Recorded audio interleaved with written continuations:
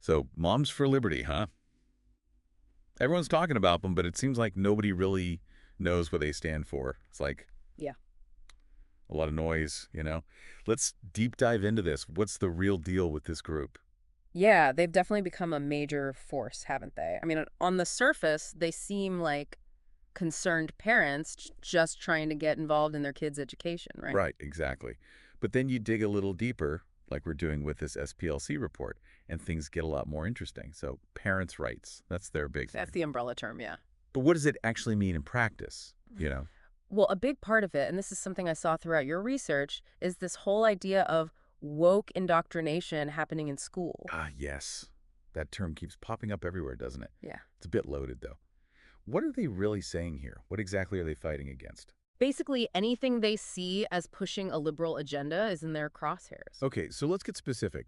What are some concrete examples of what Moms for Liberty is opposing? One of the biggest ones is LGBTQ inclusivity in schools. Like, they were huge proponents of the Don't Say Gay law in Florida. Right, the one that limits classroom discussion of sexual orientation and gender identity. Exactly. And their rhetoric on this has been, well, concerning at times. The SPLC report actually mentions them using the term groomer to describe people who support LGBTQ rights. Wow, that's pretty extreme language. Yeah, and not accurate at all, which is the problem. It's just, Oh, it's harmful. absolutely. And it's not just LGBTQ issues they're focused on, right? Hmm. They're also pretty much leading the charge against critical race theory. Oh, absolutely. And just so everyone's clear, critical race theory is a complex academic concept that looks at how racism is faked into our systems and structures. Right, it's not just about individual prejudice. Exactly. But Moms for Liberty, they often present it as something much simpler and much more sinister. Like, it's this deliberate attempt to make white kids feel guilty about their race and hate their country. So they're tapping into this anxiety that some parents have about what their kids are being taught, about history, about race. It's about control, isn't it? I think that's a big part of it, yeah. They want to have more of a say in what their kids are learning and how. And that desire for control, it goes beyond just curriculum, doesn't it? I mean, they've been getting more and more critical of public schools as a whole. Yeah, that's right. One of the articles you sent me actually called Public Schools Government Indoctrination Centers. It's a pretty strong statement. It is. So Mm. what's their solution then? Do they just want to dismantle public education completely?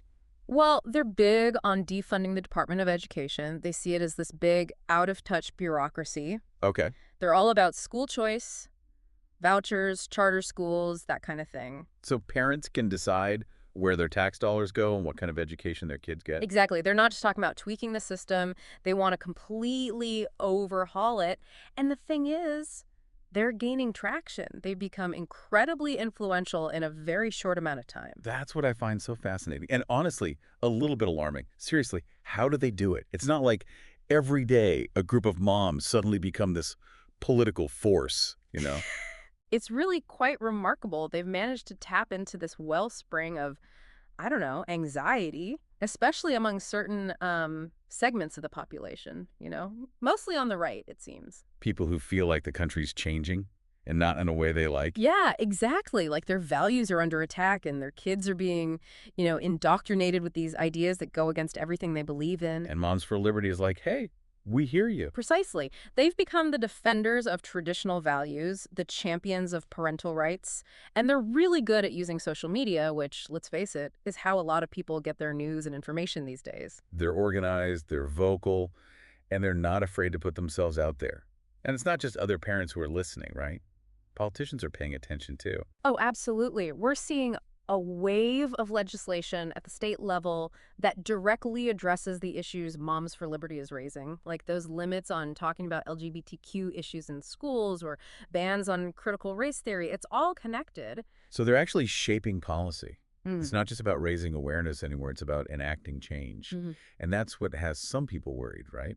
I mean, one of the articles you sent me went so far as to call them a threat to democracy. Yeah, there's been some pretty strong pushback, but there are valid concerns here. Parents do have a right to be involved in their kids' education. Right, of course. No one's saying they shouldn't care or speak up. Exactly. But the criticism is more about the tactics that Moms for Liberty uses. Like, critics say they often rely on misinformation or even fear-mongering to get their point across.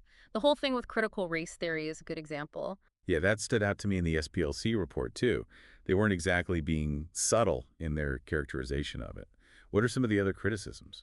Well, some people say their tactics are just too aggressive, like calling for teachers to be secretly recorded in the classroom, that kind of thing can create a very hostile environment. Not to mention, it's just weird, right? Like, who wants to work in a place where they're constantly being spied on? Right. It creates this atmosphere of suspicion and distrust, which is the opposite of what you want in a learning environment.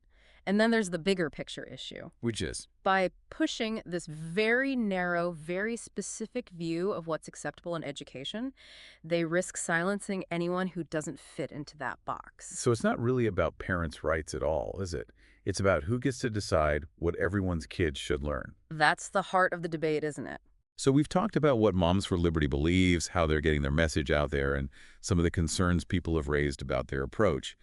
But what does this all mean for the future of education, if they actually get their way? It's important to remember that this isn't just about one group, right? Moms for Liberty is part of this much bigger push to change how education works in this country. Mhm. And yeah, if their vision becomes reality, it could be a very different landscape. One of the articles you sent over called it a slow-motion revolution that's happening in school districts everywhere. Is that what we're talking about here? A revolution? I think that's a pretty apt description, yeah. Think about it. One of their big things is school choice, right? Especially vouchers. Which basically means giving parents public money to send their kids to private schools if they want to. Exactly. And if that happens on a large scale, it could mean a lot less money for public schools. And that would be Yeah, bad. it could be devastating, honestly, especially for schools that are already struggling. It could make the inequalities in our education system even worse. So it's not just about giving parents more choices, it's about where the resources go. Exactly. And then there's the whole issue of curriculum, what's actually being taught in classrooms.